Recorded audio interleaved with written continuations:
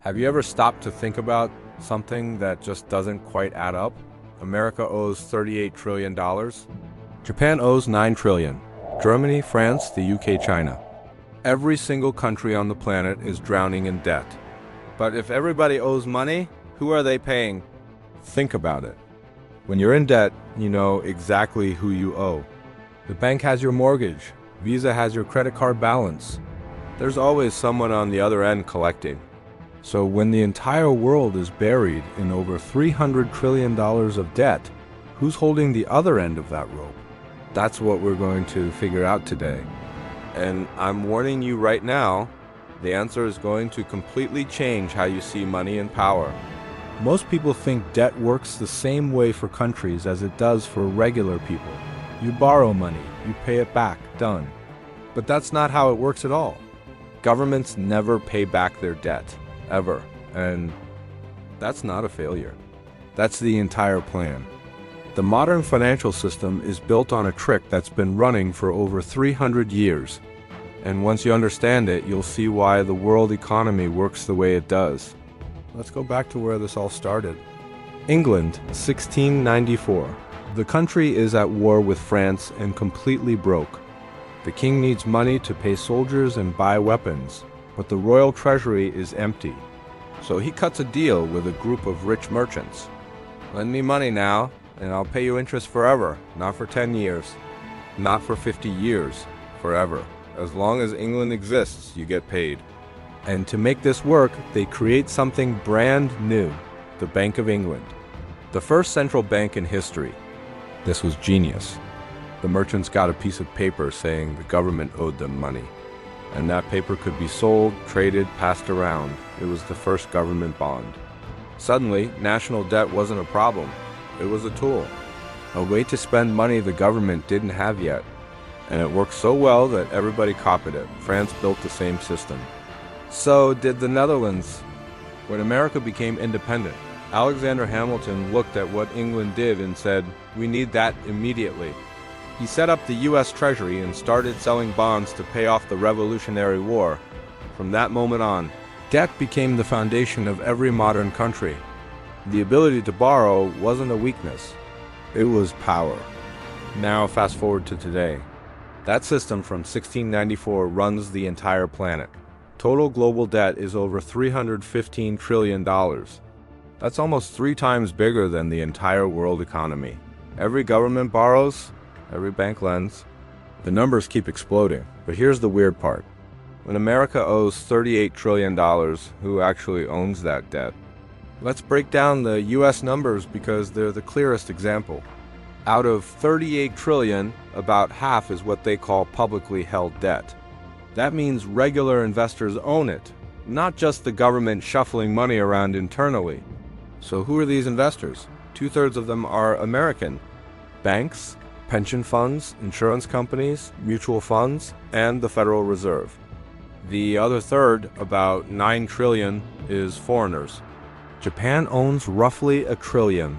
China owns around $800 billion. Then smaller amounts from the UK and Europe. So yeah, America technically owes money to China, but that's only 2% of the total. Most of America's debt is owed to Americans. Stop and think about what that actually means. The US government sells treasury bonds. American banks buy them.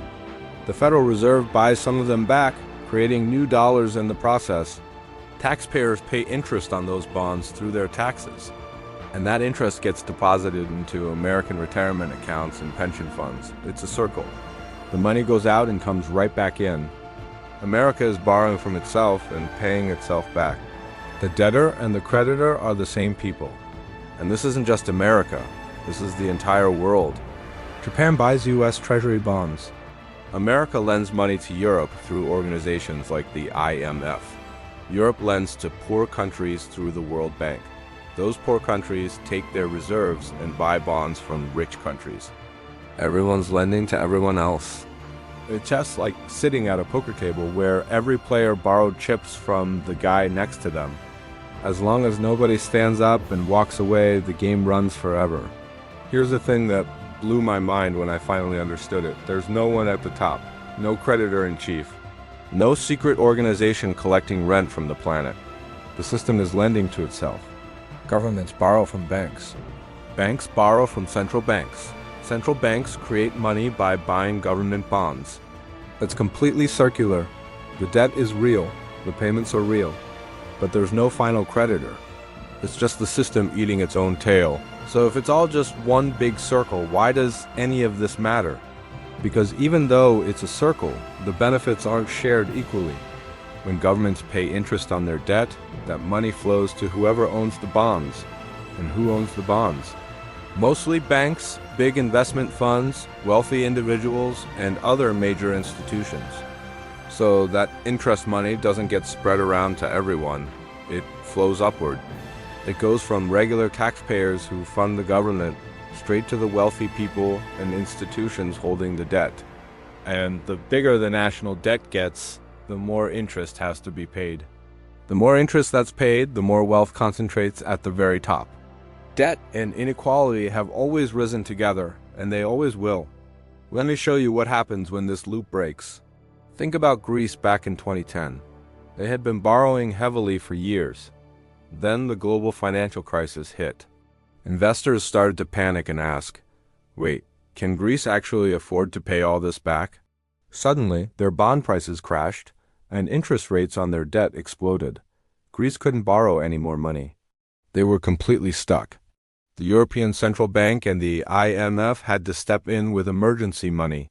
But this rescue came with some brutal conditions. We're talking severe austerity measures, massive government spending cuts, slashed pensions, mass layoffs, and huge tax hikes. An entire generation of Greeks got crushed. And why? To make sure the bondholders got their money back. It turned out that the people holding Greek debt had more power than the actual Greek government. The invisible creditors suddenly became very, very visible. And even after all that pain, the system just restarted. New loans were issued to replace the old ones. Debts were restructured. The machine just kept on running. Because here's the secret most people don't get. Modern government debt was never designed to be paid back. It's designed to be rolled over forever. This is the key misunderstanding. You take out a car loan, and there's a clear finish line. You make the payments, and eventually you're done.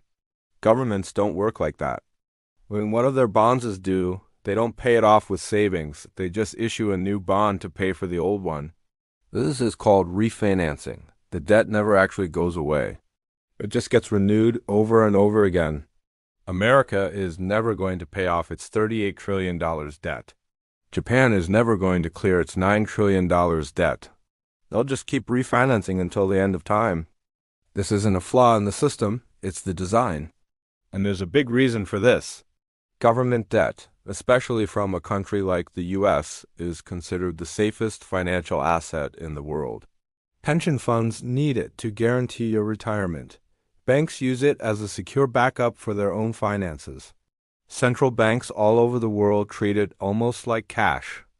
If the US government suddenly paid off all its debt, the entire global financial system would implode. Banks would lose their safest asset. The money supply would collapse. Everything would crash. Paying off the debt would literally kill the economy, so they do the opposite. They keep issuing more debt, steadily, constantly. The national debt becomes the very pulse of the entire financial system. That's why any politician who talks about completely eliminating the national debt is either lying or just doesn't understand how it works. The plan was never to pay it off. The plan is to keep everyone believing that it might get paid off someday. Because if that belief ever dies, interest rates will skyrocket, currencies will collapse, and the whole thing will come crashing down. So who is the creditor? Well, it's everyone and no one. The system owes money to itself. Governments owe banks, banks owe central banks, and central banks owe governments. It's a closed circle held together by one thing: trust. As long as people believe in the system, it keeps spinning. But the second that belief cracks, the numbers don't matter anymore. Everything falls apart. And that's the scary part. This entire global structure runs on confidence, on faith, on the assumption that tomorrow will look a lot like today. But history keeps showing us that when confidence shatters, collapse happens fast. We saw it in Greece, Argentina, Sri Lanka. It will happen again.